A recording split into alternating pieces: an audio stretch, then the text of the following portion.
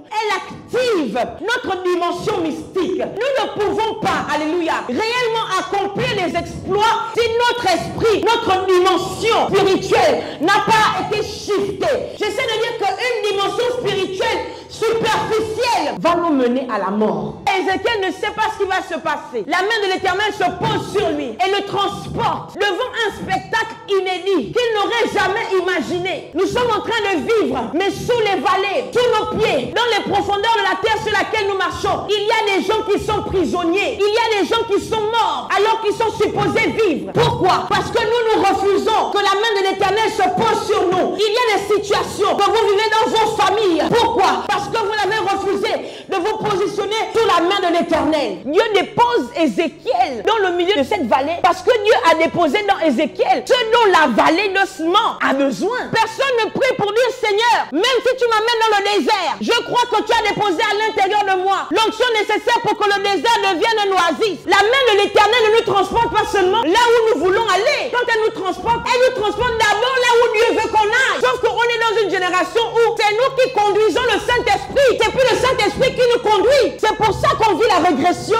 C'est pour ça qu'on vit le retard. Quand nous allons le laisser nous conduire, quel que soit l'endroit où il nous emmènera, c'est que là-bas, il y a forcément une victoire. Et Dieu dit à Ézéchiel, fils de l'homme, tes ossements peuvent-ils revivre? Ézéchiel dit, Seigneur, je ne le sais. Voici quelqu'un qui se laisse conduire par le Seigneur. Et Dieu lui dit, prophétise. Dieu lui donne la méthode pour que ceux qui étaient morts reviennent à la vie. Dieu te donne la méthode pour que l'affaire à laquelle il t'a fait penser prenne vie. Dieu te donne la méthode pour faire prospérer ton entreprise. Si la main de l'Éternel se pose sur toi, ce n'est pas à toi de chercher comment faire pour que ça marche. C'est lui qui te dira ce qu'il faut faire pour que ça produise. Je prophétise au nom de Jésus-Christ de Nazareth que là où tu as fait trop d'efforts, maintenant Dieu prend le relais. Il te montre comment faire pour que ta vie produise, pour que ton entreprise produise, pour que ton foyer soit un foyer bénissant. Dans le nom puissant de Jésus-Christ de Nazareth.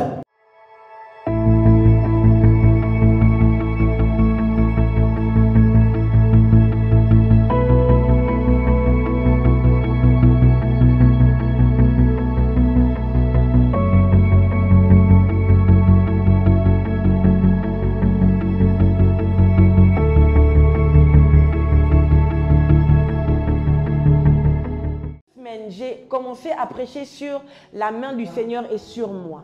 Amen. Que quelqu'un dise la main du Seigneur est sur moi. La main du Seigneur est sur moi. Alors que tu dis la main du Seigneur est sur moi, je prie que l'onction de Dieu tombe sur ta vie. Au nom de Jésus-Christ de Nazareth. Et que ceux qui te combattent, ceux qui combattent ta destinée, ceux qui combattent le plan que Dieu a pour toi, soient détruits et arrêtés. Au nom puissant de Jésus-Christ de Nazareth. Que la puissance du Saint-Esprit se manifeste dans ta vie. De telle sorte que toute puissance contraire soit enterrée maintenant. Au nom de Jésus-Christ de Nazareth. Que toute onction maléfique qui te fait regresser, qui te fait stagner, qui te fait tourner en rond, soit brisée et détruite par l'onction du Saint-Esprit. Au nom de Jésus-Christ de Nazareth. Amen. Amen. Alléluia. C'est important que la main de l'Éternel soit sur nous. Lorsque la main de l'Éternel est sur nous, alléluia, la grâce de Dieu se manifeste. Amen. Quand vous vivez beaucoup d'opposition, de sécheresse, parfois il faut chercher à se repositionner sous la main de l'Éternel. Alléluia. Nous avons besoin de la main de l'Éternel parce que c'est elle qui nous distingue. Nous avons besoin que la main de l'Éternel soit sur nous parce que c'est elle qui nous emmène à faire des exploits. Alléluia. La main de l'Éternel est quelque chose pour laquelle nous devons...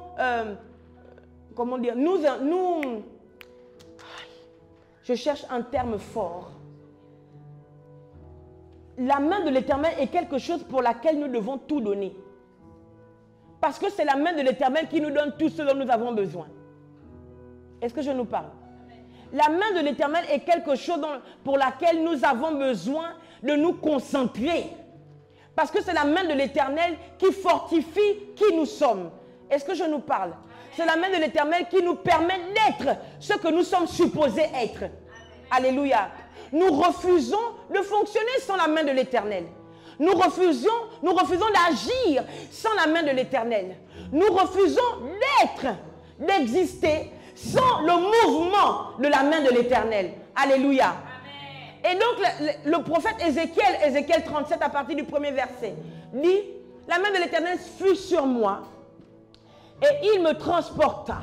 La main de l'Éternel fut sur moi et l'Éternel me transporta en esprit et me déposa dans le milieu d'une vallée remplie d'ossements. Alléluia.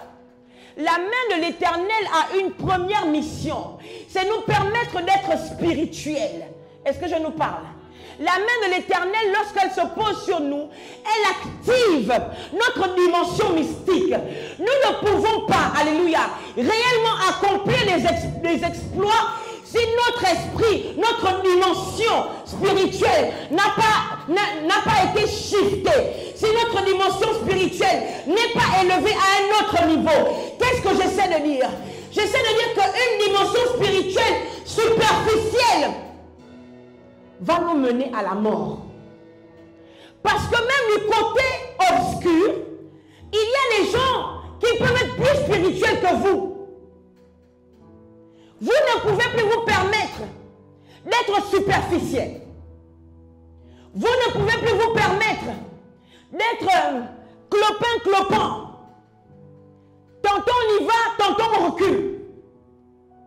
Nous sommes dans une décennie, je vous dis la vérité, là où le diable est en train de décupler son pouvoir pour réduire à néant, non pas d'abord les gens du monde, mais les gens qui sont dans l'église. Alléluia. C'est pour ça que vous ne pouvez pas vous permettre d'être léger.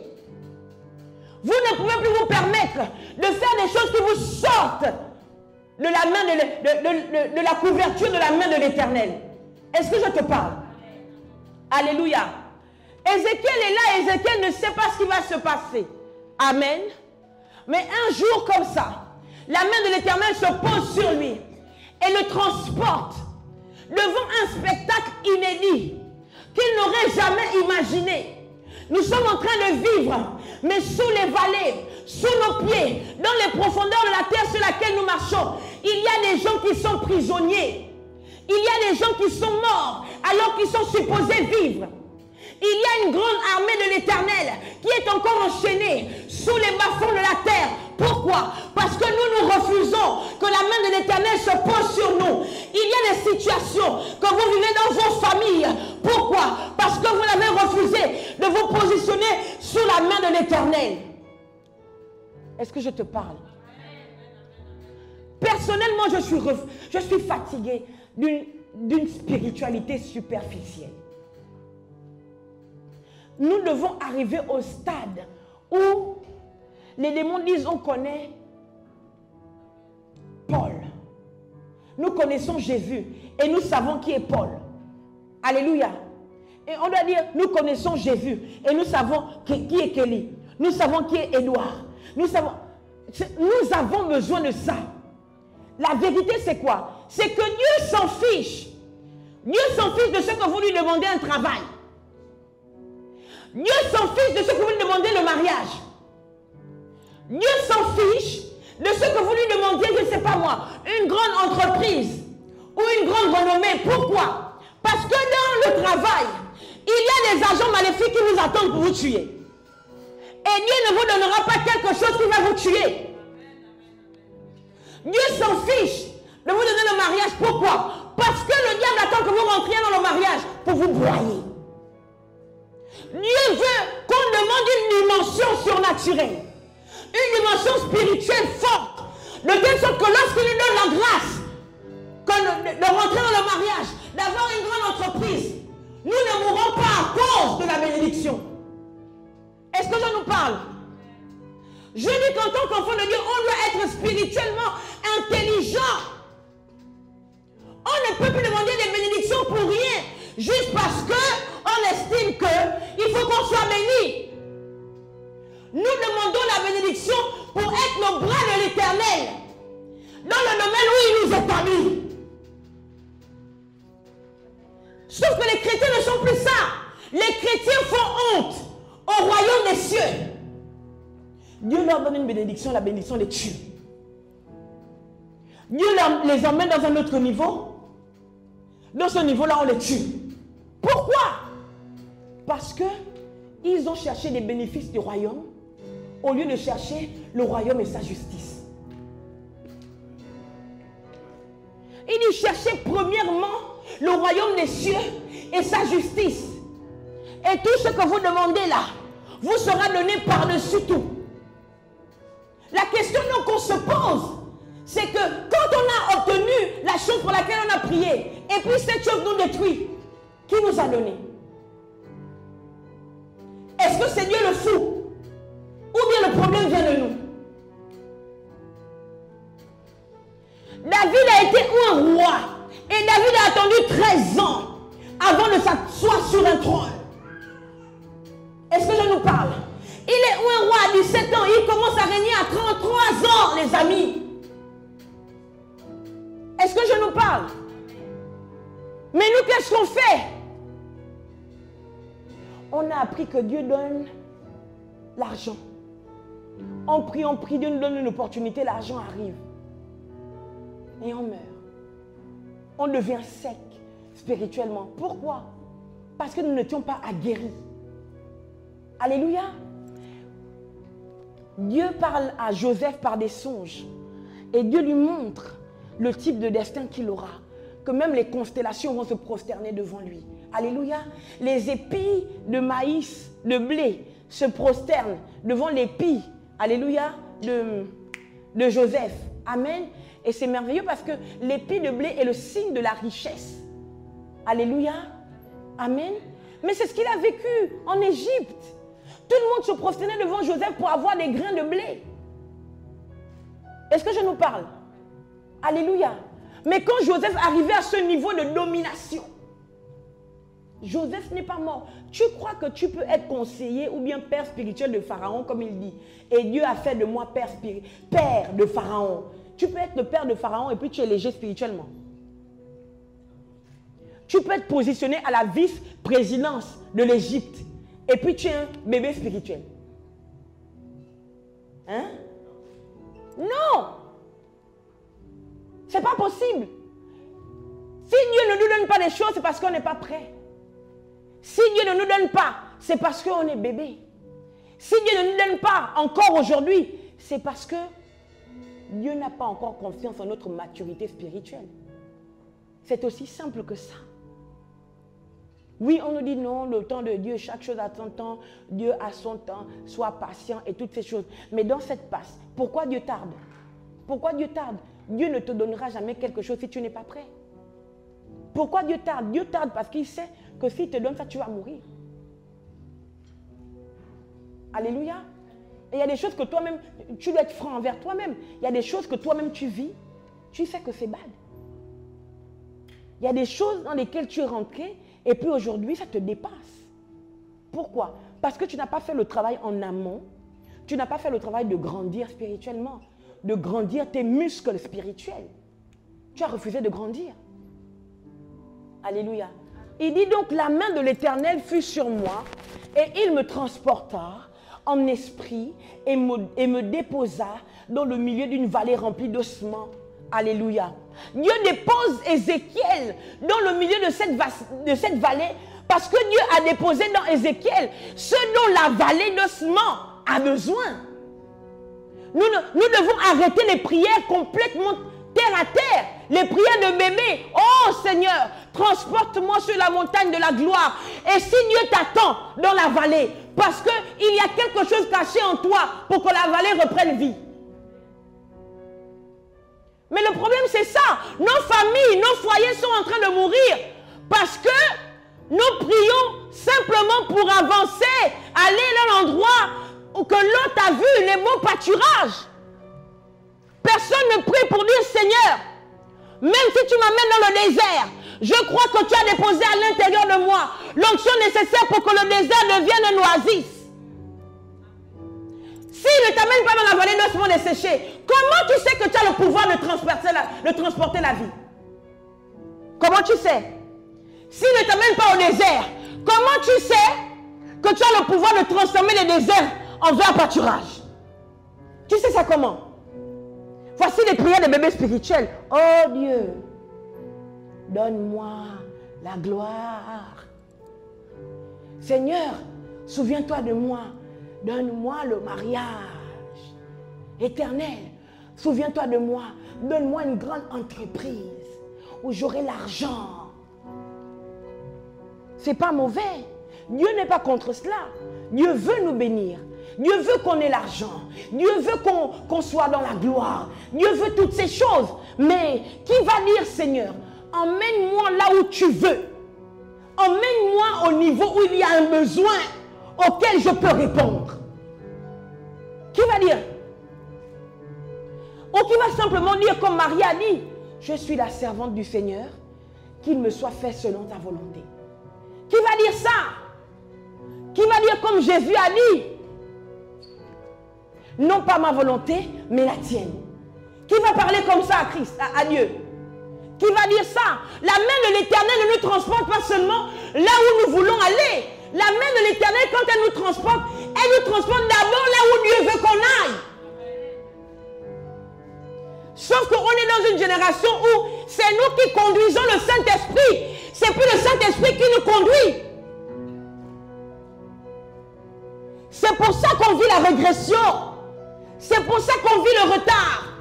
Parce que c'est nous qui conduisons le Saint-Esprit. Quand nous allons le laisser nous conduire, quel que soit l'endroit où il nous emmènera, c'est que là-bas, il y a forcément une victoire. Est-ce que je te parle? La main de l'Éternel fut sur moi. Et il me transporta au milieu. Il me transporta en esprit et me déposa dans le milieu d'une vallée remplie d'ossements. Il me fit passer auprès d'eux, tout autour, et voici, ils étaient fort nombreux à la surface de la vallée, et ils étaient complètement secs. Et il me dit, fils de l'homme, ces eaux pourront-ils revivre? Je répondis, Seigneur éternel, tu le sais. Il me dit, prophétise sur ces eaux et dis-leur, ossements desséchés, écoutez la parole de l'Éternel. Tu as un problème. Il te manque des choses dans ta vie parce que tu décides d'ignorer ou de refuser le fait que Dieu veut que ce soit toi qui crée ce qu'il te manque. Je peux te redire. Tu vis certaines situations dans ta vie parce que tu crois que c'est Dieu qui va venir faire pour toi. Alléluia. Ézéchiel a été transporté au milieu d'une vallée d'ossements desséchés. Alléluia. Et il dit, il me fit passer au milieu d'eux. En fait, Dieu lui-même fait passer Ézéchiel au milieu de la mort. Et vous voyez que pendant qu'Ézéchiel passe au milieu de la mort, Ézéchiel a une attitude que nous n'avons plus aujourd'hui. Ézéchiel est dans le silence. Ézéchiel ne parle pas. Ézéchiel ne dit rien. Ézéchiel ne refuse pas d'avancer. Ézéchiel passe au milieu de la mort. Et il dit, et ils étaient nombreux. Ça veut dire qu'Ézéchiel prend le temps d'essayer de compter. Et il voit que non, ce n'est pas un petit nombre. C'est beaucoup. Ils sont nombreux, ces ossements desséchés. Or, toi, quand Dieu te fait passer par la vallée, tu ne prends pas le soin de regarder autour de toi qu'est-ce qui ne va pas dans la vallée, de telle sorte que Dieu, si jamais il me déclenche dans cette vallée, que je sois rendu capable, parce que j'ai détecté ce qui n'allait pas. Alléluia, là où il y avait un besoin pour agir sous l'emprise de la main de l'Éternel. Est-ce que je te parle? Aujourd'hui, nous n'avons pas la prédication que nous voulons toujours entendre. Tu seras riche. Tu auras la gloire. Mais Jésus est en train de revenir. Il y a plein d'ossements desséchés. Il y a plusieurs personnes qui sont enfermées dans les cachots. Et qui enverrait-il si ce n'est nous? Alléluia. Mais nous avons intérêt à le faire. Pourquoi? Parce que nos enfants vont vivre dans ce monde que nous décidons d'ignorer, les amis. Le monde que nous refusons d'aider. Alléluia. La société que nous avons fui pour nous cacher dans nos églises. Mais nos enfants vont devoir l'affronter, les amis.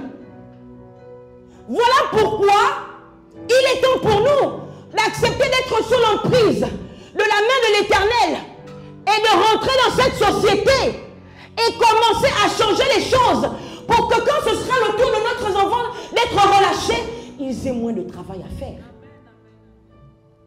Je ne sais pas si je te parle. Je ne sais pas si aujourd'hui je t'emmène à vivre une chrétienté différente. La chrétienté de donne-moi, donne-moi, donne-moi, donne-moi. Donne-moi, donne-moi, donne-moi, donne-moi. C'est incroyable. Parce que lorsque je parlerai de ça dans le mystère des trésors. Lorsque le Saint-Esprit rentre sur les disciples, alléluia, la première chose que le Saint-Esprit vient faire, il éradique la pauvreté. Mais comment? Comment il le fait? Il fait ça comment? Venez dans les trésors, les amis. Elle voulait la noter. Ça me montait pour noter. Alléluia. Tu étais prêt à noter ou à enregistrer. Tu sentais que, oh. Alléluia. Amen. Je ne sais pas si je te parle. La Bible déclare en Acte 4, et il n'y avait aucun indigent parmi eux.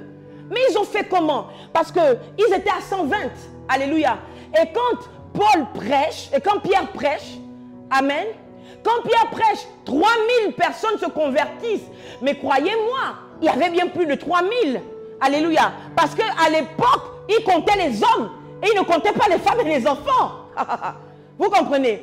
Donc il faut être large. Peut-être 5000 personnes sont rentrées dans le Seigneur ce jour-là. Amen. Et comment vous pouvez m'expliquer que 3000 personnes ou 5000 personnes, au milieu d'eux, il n'y avait aucun indigent? Comment ils ont réussi à neutraliser l'esprit de l'indigence? Ils ont fait ça comment? Faites-moi confiance que ce n'est pas par le jeûne et la prière. Le jeûne et la prière t'ont puissante, te booste, te permet de... Le jeûne et la prière ouvre dans le mystique, dans l'esprit, ton esprit, pour que tu aies des idées divines. Mais les idées divines ne finissent... Les idées divines ne suffisent pas pour éradiquer l'indigence. Vous pouvez expliquer comment que parmi les chrétiens, il n'y avait aucun chrétien pauvre. Aucun. Et là, c'est les trésors, les gars. Il faut vous inscrire au mystère des trésors. Ils ont bien dû pratiquer quelque chose, inspiré par l'Esprit de Jésus, pour qu'au milieu d'eux, il n'y ait aucun pauvre. L'apôtre Pierre était entrepreneur quand Jésus l'appelle. Il avait une entreprise de pêche, l'apôtre Pierre. Alléluia. Mais lorsque l'apôtre Pierre est rentré dans son office d'apôtre, est rentré dans son apostolat, je crois que Pierre a vu les argents qu'il n'a jamais vus de toute sa vie.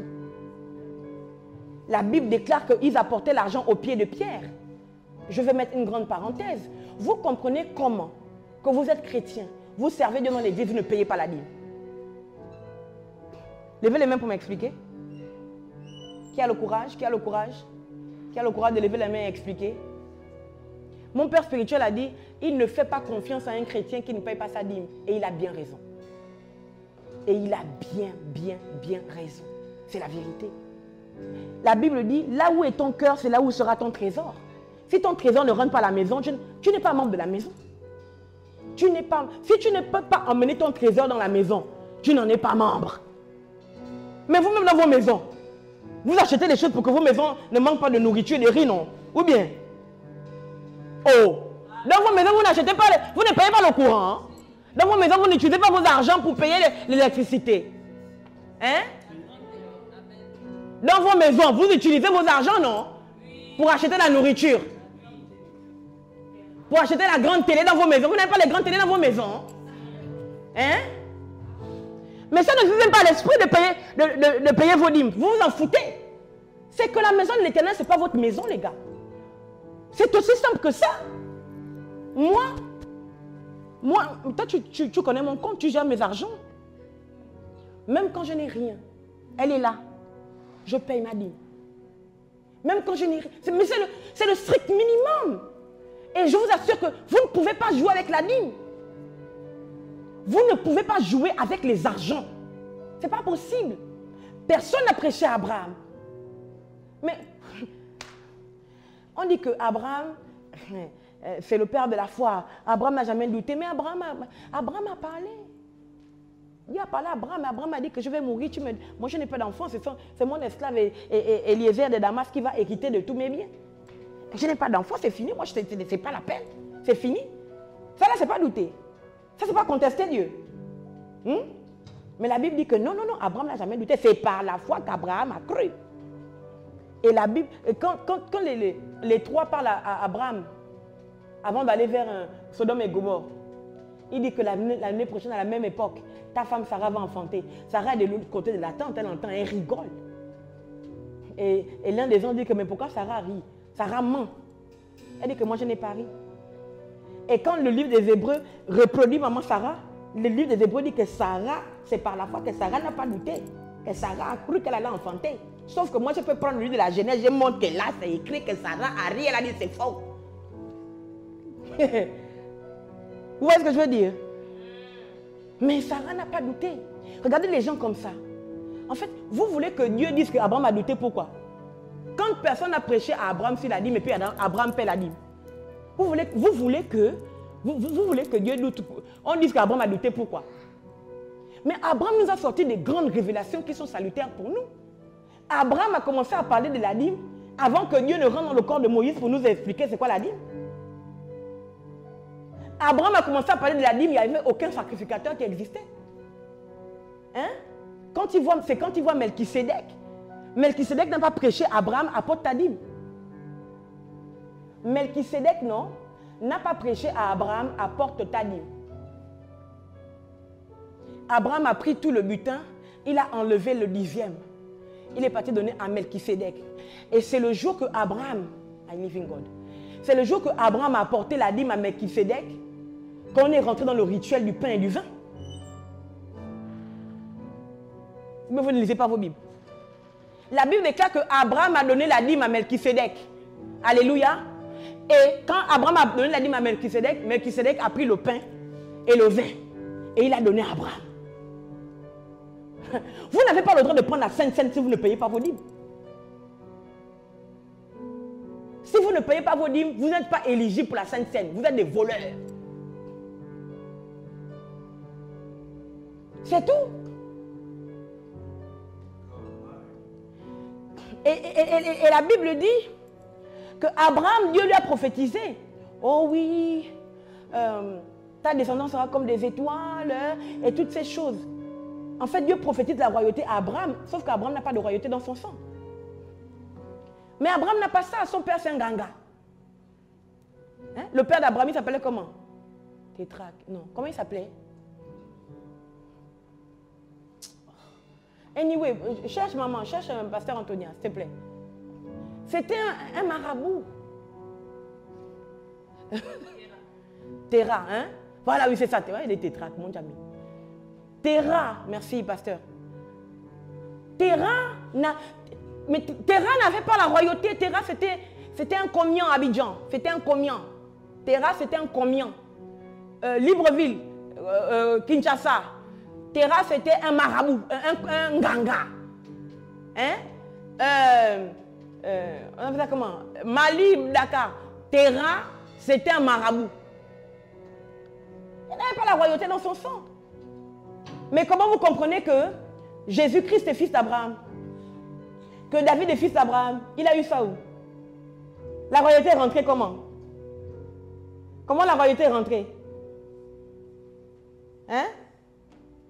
Mais la royauté est rentrée parce qu'Abraham a donné la dîme et Melchisédek, qui était roi de Salem et prêtre en même temps, il a fait manger Abraham.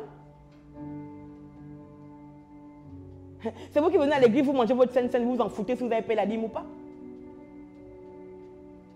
Il y a eu un transfert, un échange. Je vous parle sur quoi? Melchisédek était roi et sacrificateur. Le livre des Hébreux refuse de le présenter simplement comme sacrificateur. Le livre des Hébreux insiste. Le livre des Hébreux dit qu'il n'avait ni père ni mère. D'accord? Mais qu'il était roi de Salem, roi de paix. et en même temps sacrificateur. On colle la sacrificature à la royauté. Alléluia. Maintenant, j'explique. Vous ne pouvez pas aller devant un roi sans donner l'argent. Vous êtes invité chez un grand homme, un président, un ministre, votre patron, d'accord? Ou bien votre pasteur. Vous allez voir votre pasteur, vous allez voir votre chef, vous avez rendez-vous avec lui, vous avez les bras ballants. Mais vous n'aurez rien, les amis.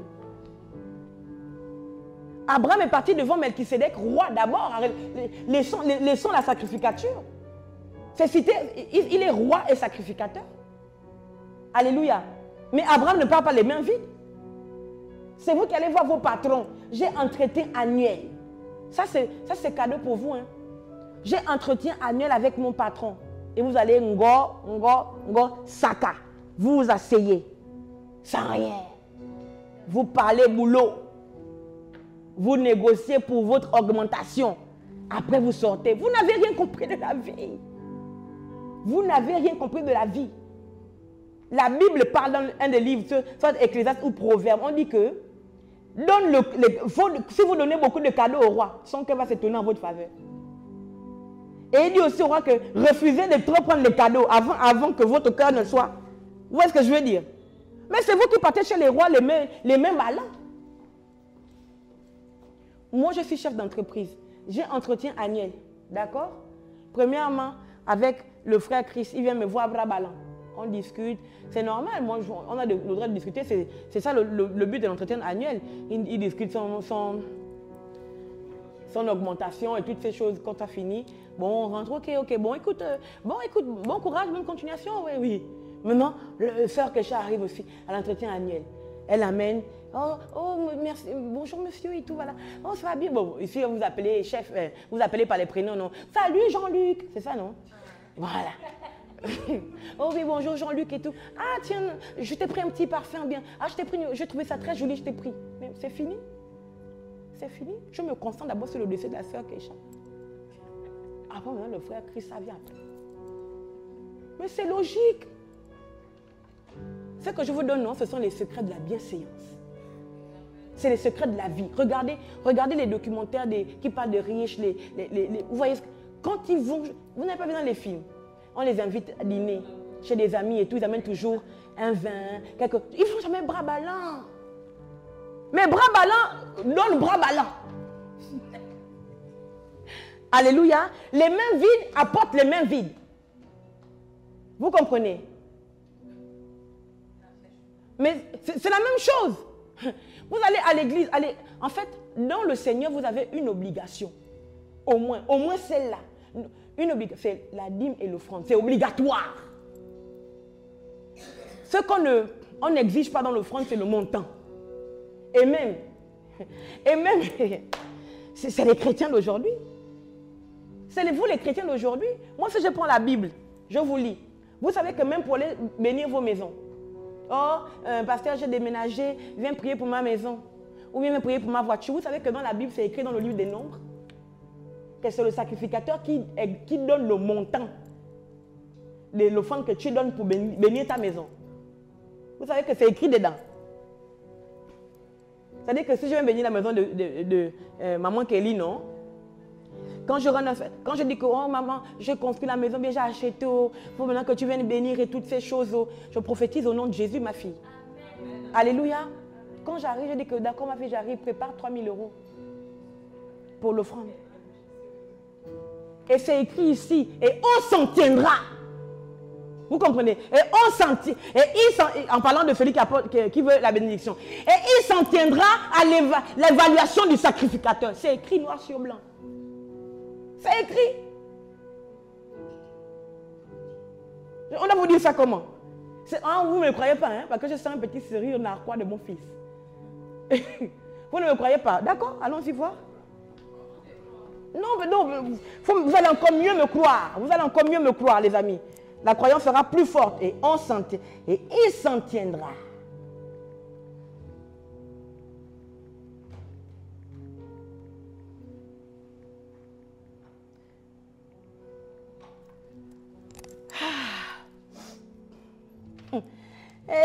Seigneur, là je vais...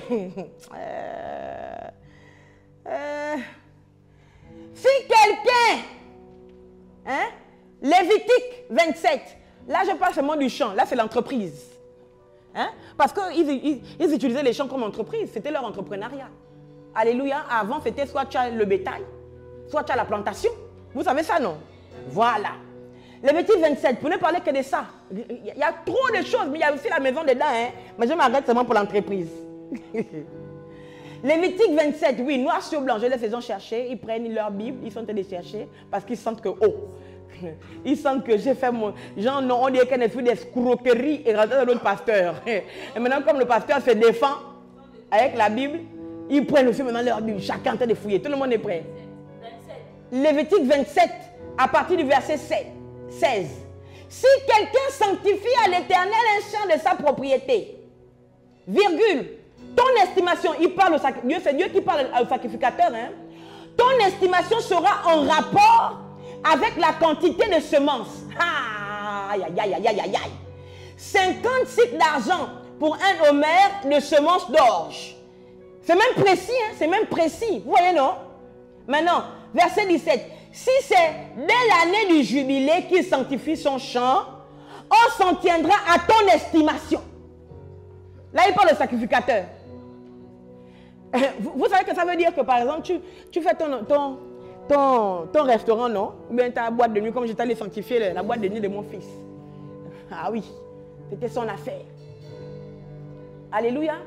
J'ai demandé que tu loues l'espace là pour faire ta boîte de nuit, pour faire danser les gens. À combien? Il m'a dit tant. Je lui ai dit c'est le montant de l'offrande. C'est fini. On passe sur quoi? Il n'a même pas regimbé. Parce que lui, il montait vers la richesse. Il a dit, ok maman, très bien. Mais on ne négocie pas les choses spirituelles. Est-ce que vous voyez qu'on négocie les choses? On n'est pas dans un marché de sorcellerie. Où tu dis que non, le bras là, je veux le prendre à temps. Ce n'est pas ça. Alléluia. Dans les choses du Seigneur, on ne négocie pas. Le front est tombé, le front est tombé. Alléluia. Donc si c'est après le jubilé qu'il sanctifie son champ, le sacrificateur en évaluera le prix à raison du nombre d'années qui reste jusqu'au jubilé. Et il sera fait une réduction sur ton estimation. Vous voyez, non? Vous voyez comment tout est précis? Hein?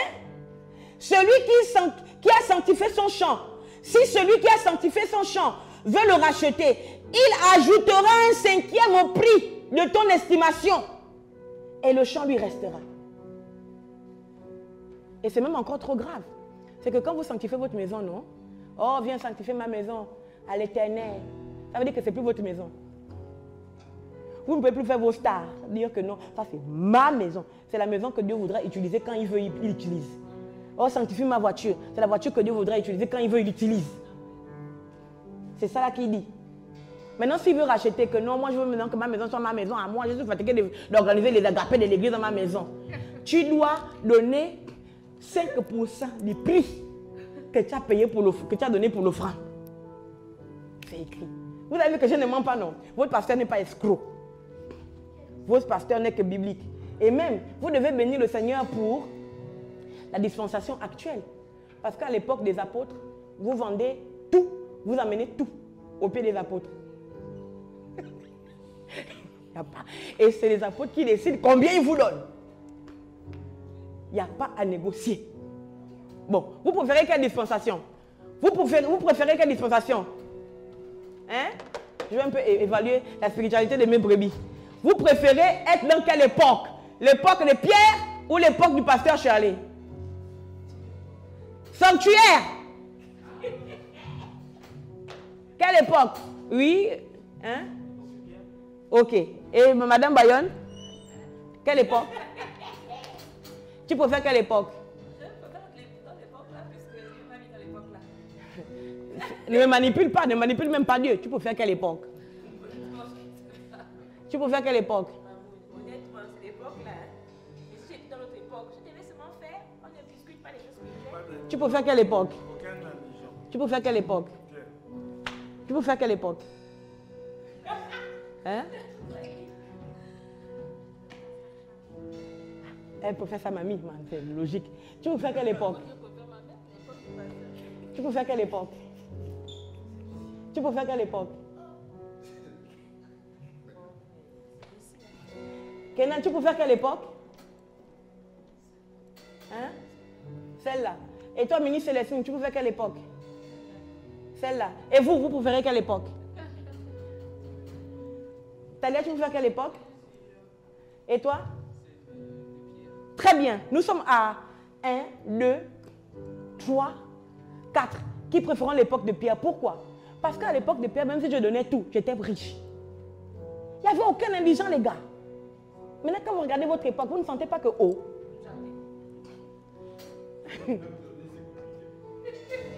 Hein? L'époque de Pierre, il n'y avait aucun indigent. Mais pourquoi? Pourquoi il n'y avait aucun indigent? Parce que l'époque de Pierre, ils étaient des personnes radicales. Elles ne réfléchissaient pas à se dire que non. En fait, elles ne faisaient pas de calcul malsain. Non, je sens que moi, je vais garder mes 1000 euros. J'apporte à l'église les 10 euros d'offrande. Vous trouvez ça normal? Vous trouvez ça normal? Vous trouvez ça normal? Tu t'assois, tu sais que l'église paie la salle. Hein? L'église paie le wifi. L'église paie les orateurs quand ils viennent prêcher. Tu dis que moi je garde mes 1000 euros et puis je donne 10 euros à l'église. Mais vous voulez que l'indigence quitte l'église comment? Mais l'indigence est là. Parce que ce n'est pas équitable. Ce n'est pas juste. Ce n'est pas juste. Vous devez comprendre que dans notre religion, dans notre courant, alléluia, de spiritualité, amen, dans le christianisme, on donne quand on n'a pas. Oui. On donne quand on n'a pas. Je vous ai lu 1 Corinthiens 8, non? Dans une profonde pauvreté. Au milieu de beaucoup de tribulations. Ils ont donné. Non seulement comme nous espérions, mais au-delà de ce qu'ils avaient. C'est pas ça. C'est écrit. Hein? Et l'église de Corinthe était l'église incontournable dans la manifestation de la gloire. Est-ce que je nous parle? La dîme, ça se paye avant de faire toutes les... En fait, la dîme, hein, voilà. La dîme, ce n'est pas les 10%. D'accord? Je m'avance beaucoup vers les trésors. La dîme, ce n'est pas les 10%.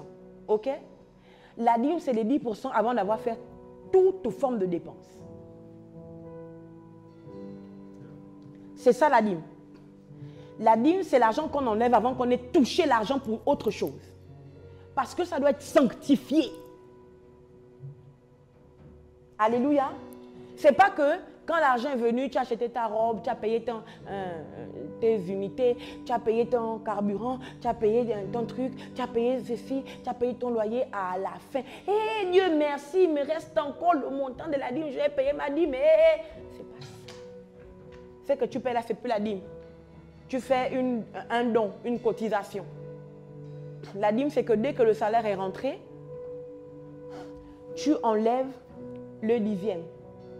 Après, maintenant, le reste, tu paies les charges. C'est ça la dîme. D'accord? C'est pour ça, et le pasteur Kesha peut témoigner pour moi. Je dis toujours que dès que mon argent rentre, coûte que coûte, même quand je reçois une offrande, quand j'enlève toujours en premier, ou bien avant de dépenser, toujours en premier. Toujours. Alléluia. Il faut le faire, les amis. Il faut le faire. Moi, ce que je vous dis, l'évangile n'a pas commencé avec moi. Moi, il y a des précurseurs. Alléluia. La Bible et puis les pères qui ont commencé avant nous. Les papas David de Yedepo. Nous, on vient de la chapelle des vainqueurs. Nous, on est des winners. De la Winners Chapel. Est-ce que ça joue? Ça ne joue pas. Moi c'est quand je suis revenu dans l'église francophone que j'ai vu que l'offrande, on calcule ce qu'on donne. Mais quand j'étais dans l'église anglophone, mais je me demande que mais quand ils emmènent tout ça là, ils vont manger quoi chez eux? Tu te dis que mais c'est fini, ils se sont dépouillés, ils sont morts. Mais quand tu vois 2 mois plus tard, c'est lui qui vient témoigner que j'ai eu une affaire. On m'a un conteneur de temps. Aujourd'hui, ils vont payer 10 millions. Or, 60 millions sont rentrés. Tu te demandes que mon Dieu, Seigneur Jésus. Ils font comment? Mais ils font ce qui est là. Ce qui est écrit, que je vous ai lu là. C'est ça là qu'ils font. C'est pour ça que je sais que moi, je ne vais pas mourir pauvre. Parce que je suis riche. Alléluia. Vous ne pouvez pas être... Oh non, on est dans on est occulte ou bien on est dans les trésors? Je vais fermer. Repartons sur la main de l'Éternel fut sur moi. Donc la main de l'Éternel est sur lui. Et la main de l'Éternel lui transporte sans son avis. Quand la main de l'Éternel vient sur toi, tu ne sais pas là où il va t'emmener. Tu ne sais, mais c'est le type de chrétienté, du moins de spiritualité que Dieu veut que nous pratiquions. Alléluia. Un type de spiritualité où nous disons à Dieu que tes désirs deviennent nos désirs. Ce n'est pas Seigneur que mes désirs soient tes désirs. Alléluia. Emmène-moi où comme la tantine là, a chanté ça comment? La tantine qui ne chante plus là. Notre tata qui chantait la chanson de Rose et de Jack. Céline Dion. Elle dit j'irai où tu iras.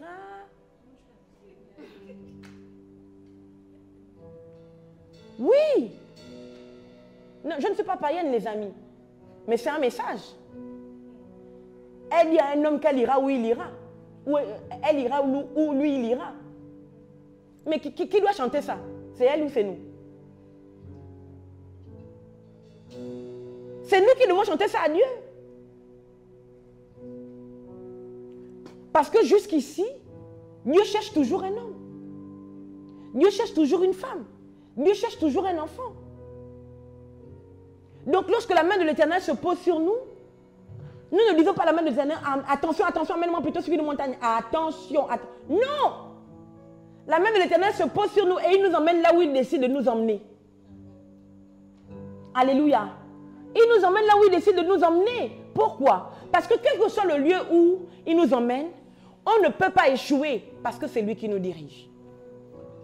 Alléluia. Il y a à Ézéchiel, Ézéchiel est supposé être un sacrificateur. Mais lorsqu'il est à Babylone en déportation, du coup, Dieu l'utilise comme un prophète. Ézéchiel devient prophète. Amen. Il y a Ézéchiel, mais c'est extraordinaire, ce texte est profond. Il l'emmène sur une vallée d'ossements desséchés. Et il y a Ézéchiel, et il me fit passer au milieu d'eux. Et ils étaient nombreux. Donc c'est Dieu qui le fait passer au milieu de la mort, au milieu des ossements desséchés, au milieu de la sécheresse par laquelle tu passes, au milieu du manque. Alléluia. Et Dieu dit à Ézéchiel, fils de l'homme, d'accord? Fils de l'homme, ces ossements peuvent-ils revivre? Ézéchiel dit, Seigneur, je ne le sais. Voici quelqu'un qui se laisse conduire par le Seigneur.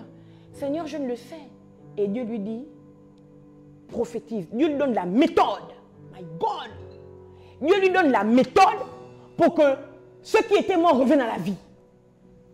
Dieu te donne la méthode pour que l'affaire que tu as, à laquelle il t'a fait penser, prenne vie. Dieu te donne la méthode pour faire prospérer ton entreprise. Dieu te donne la méthode, alléluia, pour utiliser ton nom à bon escient. Dieu te donne la méthode pour que l'église croisse. Dieu te donne la méthode, alléluia. Dieu te donne la méthode pour que dans ton foyer ça fonctionne. Dieu te donne la méthode pour que dans ton entreprise tu deviennes incontournable. Dieu te donne la méthode. Ce n'est pas si la main de l'Éternel se pose sur toi, ce n'est pas à toi de chercher comment faire pour que ça marche. C'est lui qui te dira ce qu'il faut faire pour que ça produise. Est-ce que je te parle? Ce ne sera pas à toi de faire des efforts pour que ça marche. C'est lui qui te dira ce qu'il faut faire pour que ça produise. Je prophétise au nom de Jésus-Christ de Nazareth que là où tu as fait trop d'efforts, maintenant Dieu prend le relais. Il te montre, il te dirige, il te montre comment faire pour que ta vie produise, pour que ton entreprise produise, pour que ton foyer soit un foyer bénissant dans le nom puissant de Jésus-Christ de Nazareth. Alléluia. Amen. Lorsque la main de l'Éternel se pose sur nous, nous ne faisons plus d'efforts. Notre problème, c'est quoi? Nous faisons des efforts, pourquoi? Parce que nous voulons prospérer en dehors de la main de l'Éternel. Ça ne marche pas, pourquoi? Parce que c'est nous-mêmes qui cherchons ce que nous devons faire pour que ça marche. Or, là où Dieu nous attend, si la main de l'Éternel se pose, Anna, toi viens. Si la main de l'Éternel se pose sur... Seigneur Jésus, aide-moi, je ne la regarde pas. Si la main de l'Éternel se pose sur toi, si la main de l'Éternel se pose sur toi, même si tu es vraiment debout, maman, si la main de l'Éternel se pose sur toi, tu me dépasses, c'est vrai. Mais si je pose ma main sur toi, tu es en dessous de moi. Yes. Donc ce que Dieu te demande, c'est de te soumettre à lui. C'est fini. Si tu te soumets à lui, alléluia, tu n'as plus besoin de faire d'efforts. Tu n'as plus besoin de faire d'efforts quand tu te soumets à Dieu. C'est Dieu qui te susurre à l'oreille ce que tu dois faire pour que ça fonctionne. Et ma prière pour toi, c'est que tu rentres dans une dimension de ta spiritualité où tu apprends d'abord la soumission. C'est la soumission qui apporte l'élévation. C'est la soumission qui apporte l'élévation. Est-ce que je te parle? Nous fournissons trop d'efforts parce que nous avons oublié de nous soumettre. Et par contre, nous sommes forts pour prier les grandes prières de feu. Au nom de Jésus, je renverse, je détruis, je casse toute onction maléfique qui vient contre moi. Mais tu te fatigues. Parce qu'il dit quoi? Pasteur Antonin, trouve-moi le texte. Il dit, soumettez-vous à Dieu et résistez au diable, il fuira loin de vous. Vous comprenez qu'on ne peut pas résister au diable si on ne se soumet pas à Dieu. Pasteur, lis, s'il te plaît. Il y a le micro du ministre Fleur.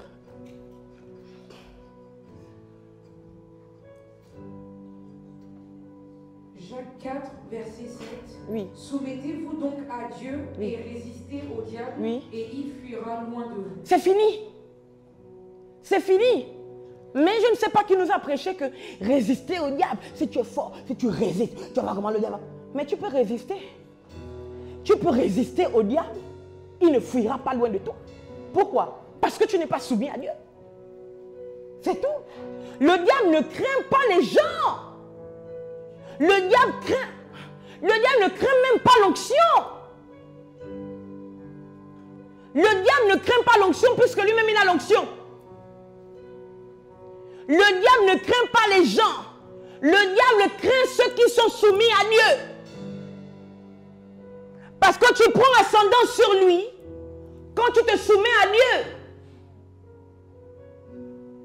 Or, nous voulons résister au diable sans nous soumettre à Dieu. La main de l'Éternel se pose sur nous. Ça veut dire qu'automatiquement, c'est nous qui sommes en dessous de lui. Et si nous sommes en dessous de Dieu, mais qui peut être au-dessus de nous? Quelle est la puissance maléfique qui peut monter au-dessus de nous? Aucune. Est-ce que je te parle? Amen. Alléluia. Amen. Alléluia, bien pas alléluia. Amen. Voilà. Amen. Amen. La main de l'Éternel a transporté au milieu des ossements desséchés et il se rend compte que c'est nombreux parce que Dieu l'y fait passer. Alléluia. Et Ézéchiel ne se dit pas, mon Dieu, je vais faire comment? Aïe, aïe, aïe, aïe, aïe, aïe. Oh, ma situation est compliquée. Mon Dieu, les morts là, il y a trop de morts. Il y a trop d'os. Je vais faire quoi? Non. Il n'y a aucun effort. Dieu lui dit, fils de l'homme, est-ce que ça peut revivre? Je ne sais pas. C'est toi qui m'as emmené ici, moi je ne sais pas. C'est toi qui nous as emmenés à sanctuaire, Seigneur, nous on ne sait pas. Alléluia. C'est toi qui nous as envoyés, nous on ne sait pas. Alléluia. Et il dit, fils de l'homme, prophétise. Fils de l'homme, prophétise sur ces ossements. Et dis-leur, oh, je m'en vais lire. Il me dit, fils de l'homme, ces os pourront-ils revivre? Je répondis, Seigneur, il n'a même pas dit je ne le sais. Il a dit, Seigneur, tu le sais. Mais c'est encore plus grave. Effectivement, même le fait de savoir n'est même pas ma responsabilité.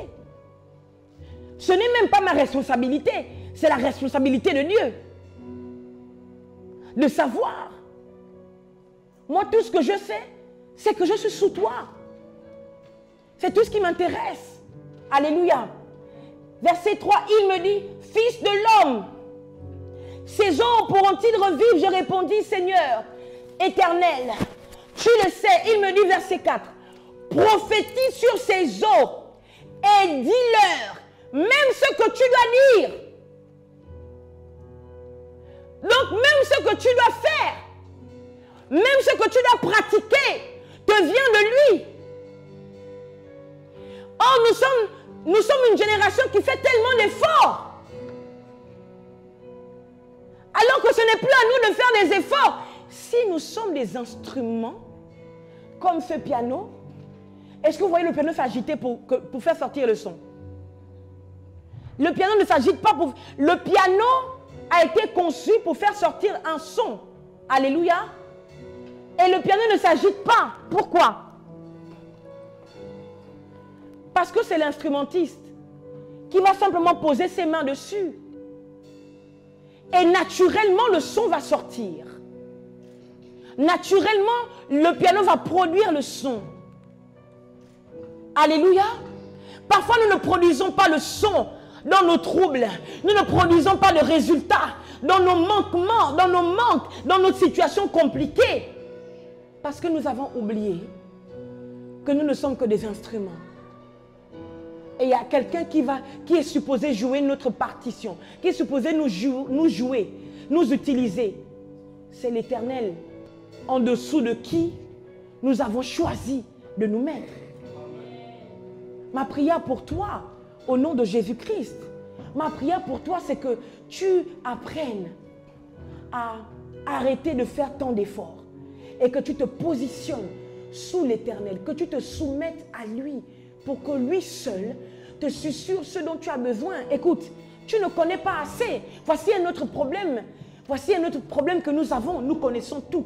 Nous ne sommes plus enseignables. Plus personne ne peut nous enseigner. Parce que nous connaissons comment un pasteur doit se comporter. Parce que nous connaissons comment un enfant doit se comporter. Parce que nous connaissons comment un homme doit se comporter. Parce que nous connaissons comment une femme doit se comporter. Parce que nous connaissons comment une chante doit se comporter. Parce que nous connaissons comment, si tu es vraiment intercesseuse.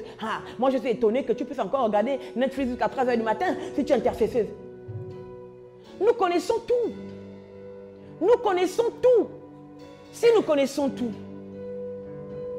mais on n'a plus besoin de Dieu. Fils de l'homme, ces eaux peuvent-ils revivre? Éternel, tu le sais. Et pourtant, Ézéchiel est un prophète. Alléluia. Et Ézéchiel sait que là où c'est sec, ça peut revenir à la vie à cause du prophétique. Il dit, Éternel, tu le sais. Pourquoi? Ézéchiel se laisse enseigner.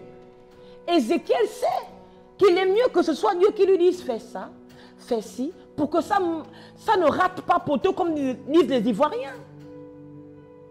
Est-ce que je nous parle? Amen. Alléluia.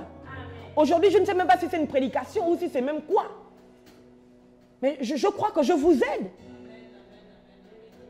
J'essaie de rentrer dans votre quotidien. J'essaie de rentrer pour vous donner les clés pour votre quotidien. Alléluia. J'essaie de faire que ça marche. Parce que vous faites trop d'efforts.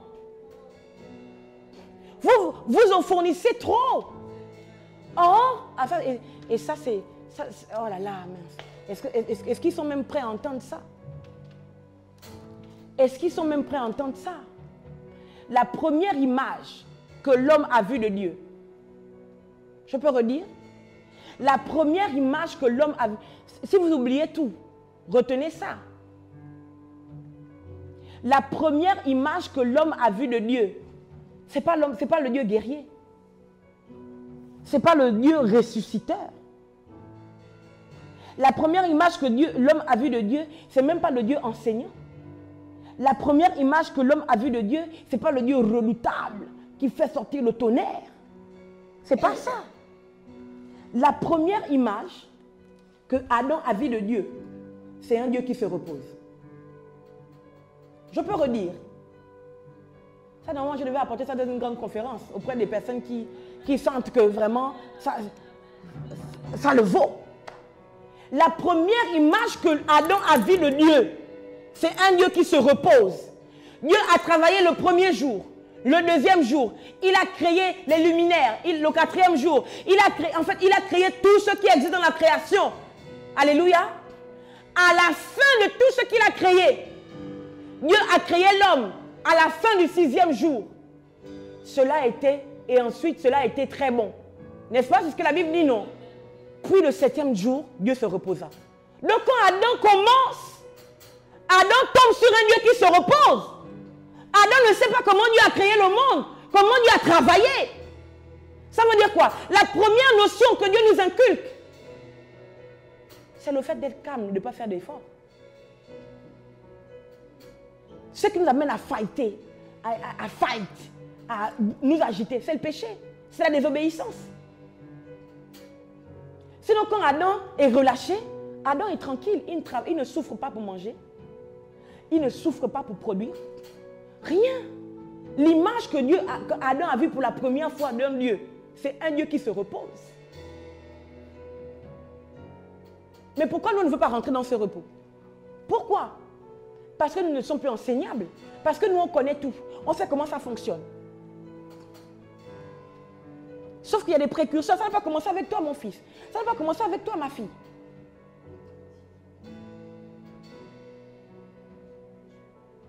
Alléluia. La première image que Adam a vue, c'est un Dieu qui se repose. Donc, les amis, reposez-vous sous sa main. Et qu'il vous dise ce qu'il faut faire. Alléluia.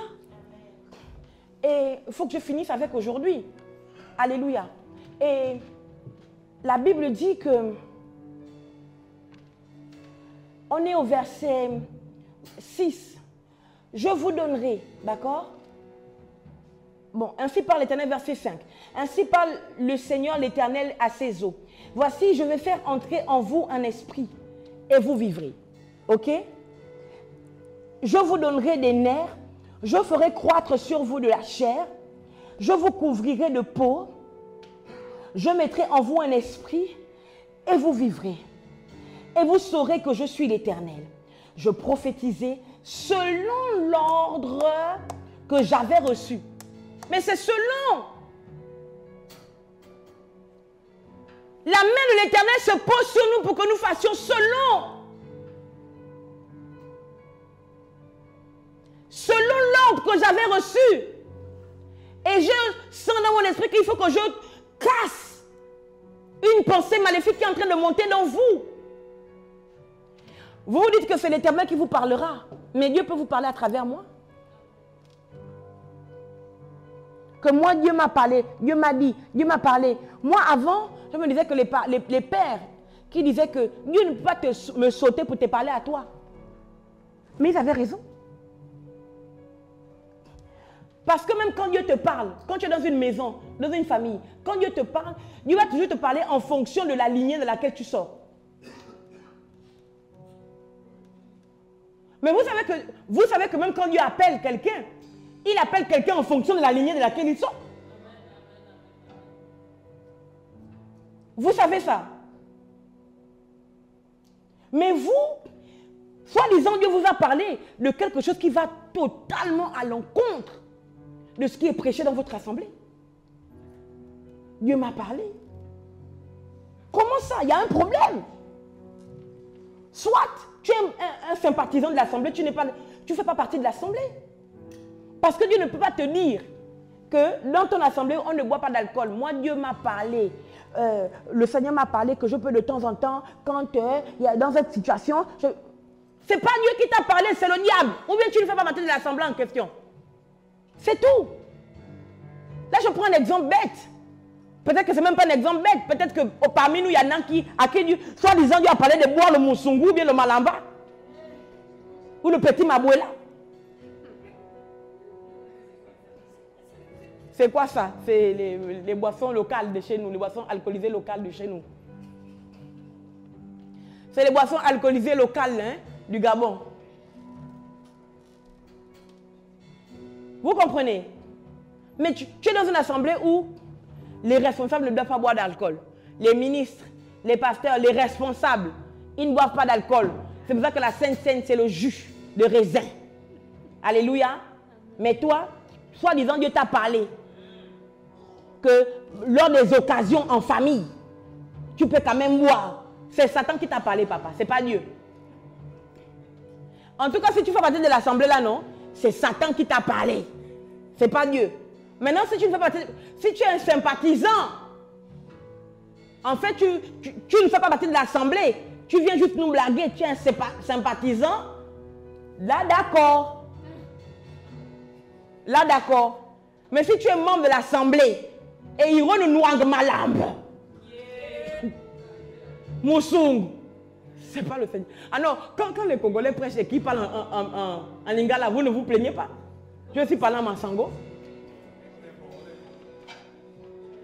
En fait, pour dire que si tu es dans l'assemblée là et tu bois l'alcool, c'est le diable qui t'a parlé.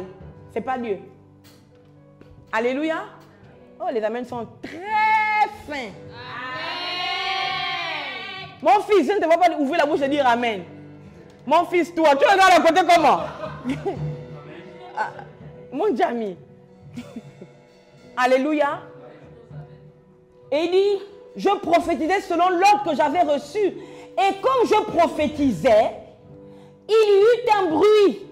Et voici, il se fit un mouvement. Et les eaux s'approchèrent les uns des autres. My living God. On ne va pas finir ça aujourd'hui. On ne peut pas finir aujourd'hui.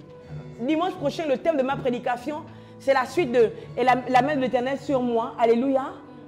Mais c'est « Et il y eut un mouvement ». Alléluia. Là-bas, ça va être grave.